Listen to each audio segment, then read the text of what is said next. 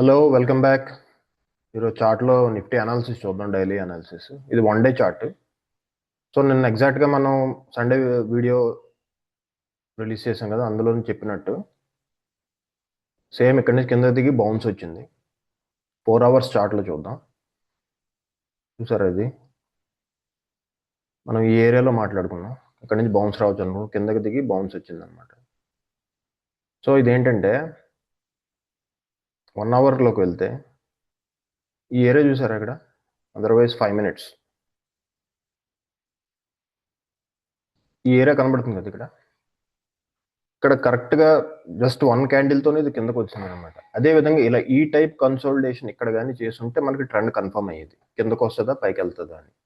So ఇదేంటంటే ఇక్కడ full correction, complete complex correction, ఇక్కడ సైడ్ వేస్ కరెక్షన్ జరగలేదు కాబట్టి మళ్ళీ ఇక్కడ నుంచి పైకి ఈ ఏరియాకి మళ్ళీ ఈ లెవెల్కి వచ్చే ఛాన్స్ ఉందన్నమాట బౌన్స్లోని. చూద్దాం దాని గురించి రేపు ఏమవుతుందో యాక్చువల్లీ. సో ఇది గేమ్ ఆఫ్ ప్రాబబిలిటీ కాబట్టి మనం జస్ట్ అనాలిసిస్ చేసి ఇలా జరుగుతుందని చెప్పగలం, మిగిలిందంతా మార్కెట్ ఇష్టం అనమాట. Next bank Nifty.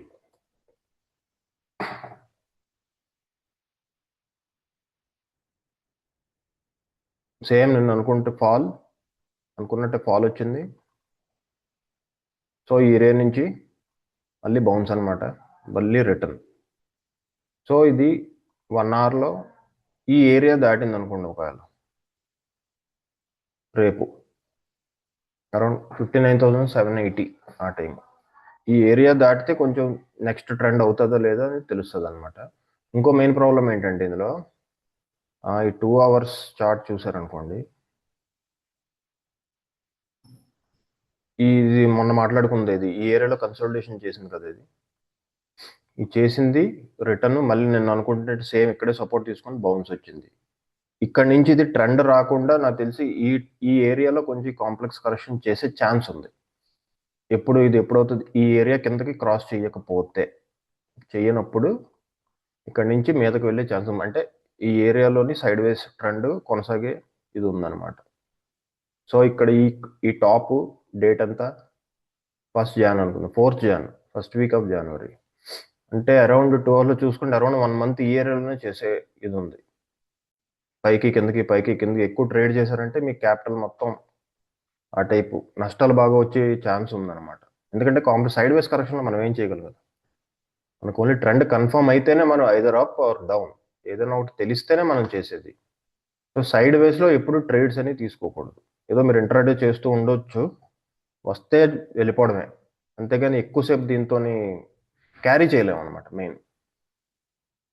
Next bit coin.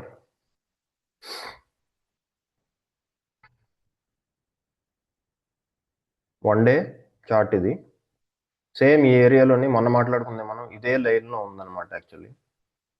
First ఇది ఈ area either up or down, దీని మీదకి వెళ్తేనే కానీ మనం దీని ట్రెండ్ ప్రస్తుతానికి చెప్పలేము అనమాట. సో ఇది కాంప్లెక్స్ కరెక్షన్ స్టైల్లో సైడ్ వేస్లో నడుస్తుంది అనమాట. హైలీ వాలటిలిటీగా ఉండొచ్చు, కిందకి పైకి. సో ఈ లెవెల్ అరౌండ్ 94,518 ఈ ఏరియా పైకి క్రాస్ చేస్తే అప్పుడు నెక్స్ట్ దీన్ని అనలైజ్ చేద్దాం. సిల్వర్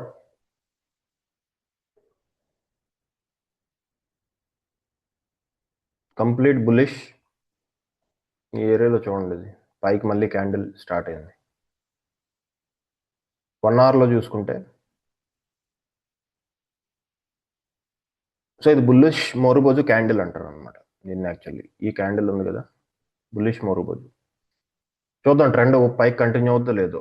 కాకపోతే ఏంటంటే దీన్ని లాంగ్ క్యారీ చేసి ట్రేడ్స్ అయితే తీసుకోలేదు, ఎందుకంటే ఇది ఆర్ఎస్ఏ చాలా పైకి ఉంది. ఆర్ఎస్ఏ పైకి ఉందంటే కిందకు వచ్చేస్తుందని అర్థం కాదు, కానీ కొంచెం మనం జాగ్రత్తగా ఉండాలన్నమాట, అంతే అది చెప్పడం దాని గురించి.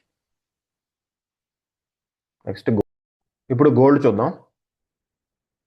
ఇందులో సండే అప్లోడ్ చేసిన వీడియోలో మాట్లాడుకున్నాం కదా, ఈ శాండ్విచ్ ప్యాటర్న్, ఇదైతే కంప్లీట్గా ఫెయిల్ అయింది. మొత్తం బుల్లిష్ ఉండడం వల్ల, న్యూస్ వల్ల క్యాండిల్ పైకి వెళ్ళిపోయింది అనమాట. ఓపెనింగ్ మొత్తం గ్రీన్లోని, వీక్లీ క్యాండిల్ పైకి ఉంది. నెక్స్ట్ ఇది ఏంటంటే 30 minutesలో ఒక్కసారి చూద్దాం దీన్ని ఏం చేస్తుంది. ఒక కన్సోలిడేషన్ అయింది ఇక్కడ నుంచి 12th నుంచి, అంటే నిన్నటి నుంచి కన్సోలిడేషన్లో వచ్చింది. 5 minutesలోకి వచ్చామనుకోండి, ఇది కన్సోలిడేషన్ బాగా కనబడుతుంది అనమాట. ఇక్కడ బ్రేక్అవుట్ లెవెల్ వచ్చింది, ఈ ఏరియా బ్రేక్అవుట్. సో ఇదేంటంటే 5 minutes టైం ఫ్రేమ్లో మనం చూసినప్పుడు ఇది చాలా తక్కువ కరెక్షన్ చేస్తుంది. ఒక్క రోజులో అవ్వదన్నమాట కన్సోలిడేషన్. అట్లీస్ట్ 3 days అయినా పట్టాలి. కానీ ఇది 1 dayలోనే బ్రేక్అవుట్ ఇచ్చింది. ఈ బ్రేక్అవుట్ ఒరిజినల్లా కాదా అనేసి నెక్స్ట్ కమింగ్ డేస్లో తెలుస్తుంది అనమాట. అంటే ఈ వీక్ అంతా వెయిట్ చేయాలి మనం, ఏమవుతుందో చూద్దాం కొంచెం. సో లేకపోతే ఇక్కడ నుంచి తిరిగి వస్తుందా, మళ్ళీ ఇదే కంటిన్యూ అవుతుందా ట్రెండ్. ఒకవేళ ట్రెండ్ ఇది ఇక్కడ కన్సోలిడేషన్ కంప్లీట్ చేయకుండా ట్రెండ్ పైకి వెళ్ళినా సరే మళ్ళీ రిటర్న్ వస్తుంది ఎక్కడికక్కడ. అది మనం చూద్దాం. ఈ వీడియోకి తమ్మునేల్ నేను పెట్టాను. ఇది మీకు తెలియపోతే మీ పోర్ట్ఫోలియో చిక్కుల్లో పడినట్టే అని. సో అదేంటంటే యాక్చువల్ అది మిమ్మల్ని మిస్గైడ్ చేయడం కాదు. టెక్నికల్ చార్ట్స్ ప్రకారం నిఫ్టీ వీక్లీ అనాలిసిస్లో తెలిసింది ఏంటంటే ఎక్కడి నుంచి మార్కెట్ పైకి వెళ్తే అది మిమ్మల్ని ట్రాప్ చేస్తుందని అర్థం. ఒరిజినల్ ట్రెండ్ అయితే కాదు. ఇక్కడ నుంచి కిందకు పడితే అది ఒరిజినల్ ట్రెండ్ దీనిది. సో ఎందుకంటే లాస్ట్ ఇయర్ మార్చ్ నుంచి ఏదైతే అప్వర్డ్స్ ట్రెండ్ ఉందో అది ఇలియట్ వేవ్లో కరెక్టివ్ రైజ్ అంటారు అనమాట. అది కొత్త ట్రెండ్ కాదు, అది ఎప్పుడైనా పడవచ్చు. సో దీన్ని చూసుకొని మనం జాగ్రత్తగా డైలీ అనాలిసిస్ చేసుకొని వెళ్దాం. నెక్స్ట్ కొన్ని ఇంపార్టెంట్ న్యూస్ క్లిప్స్ తీశాను, అది దాని మీద అనలైజ్ చేద్దాం. సో ఇప్పుడు న్యూస్ సెషన్లోకి వచ్చాం. న్యూస్ నెంబర్ 1,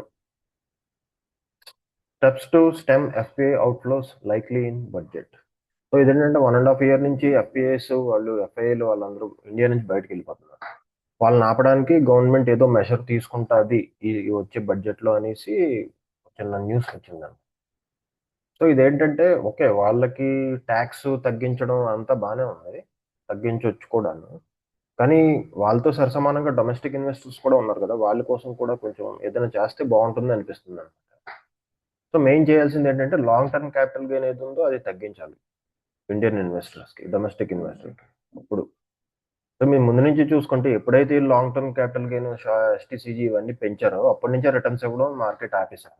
కొంచెం గవర్నమెంట్ అర్థం చేసుకుంటే బాగుంటుందని నా వ్యూ అంతే. ఈయన చూడండి, ఈయన డైలీ చూడకపోతే మనకు నిద్ర రాదు. 25% tariffs countries trading with Iran. So ఇండియాకి ఇది ఎలా ఇంపాక్ట్ అవుతుంది అంటే ఈ స్లైడ్ చూడండి, చూసారు ఇది, ఇది చాబహార్ పోర్ట్, ఇది ఇరాన్, ఇండియా, పాకిస్తాన్. ఈ చాబహార్ పోర్ట్ అనేది చాలా ఇంపార్టెంట్ అనమాట. సో ఏంటంటే మెయిన్ పాకిస్తాన్ మధ్యలో ఉండిపోయింది. ఇక్కడికి ఎప్పుడైనా మనం ఎక్స్పోర్ట్ చేయాలన్నా పాకిస్తాన్ మధ్యలోనే ఏదో ఒక చిన్న చిన్న తలనొప్పులు తెస్తూ ఉంటుంది అనమాట. సో వాళ్ళని బైపాస్ చేయడానికి ఈ చాబార్ పోర్ట్ని మనం డెవలప్ చేసాం ఇరాన్లో. సో ఇక్కడ నుంచి ట్రేడ్ అవుతుంటుంది ఈజీగా. ఆఫ్ఘనిస్తాన్ నుంచి ఎక్స్పోర్ట్ ఇంపోర్ట్ చేయొచ్చు, అన్ని ఇరాన్ నుంచి కూడా మనకు అవుతున్నాయి అనమాట ఈజీగా, ముంబై అండ్ కాండ్లా నుంచి. సో ఈయన ఎప్పుడైతే టారిఫ్స్ వేస్తానంటున్నాడో మనకు కొంచెం ఇది ఇబ్బంది పెట్టే విషయం అనమాట. సో గవర్నమెంట్ ఎలా డీల్ చేస్తుంది దీన్ని చూద్దాం.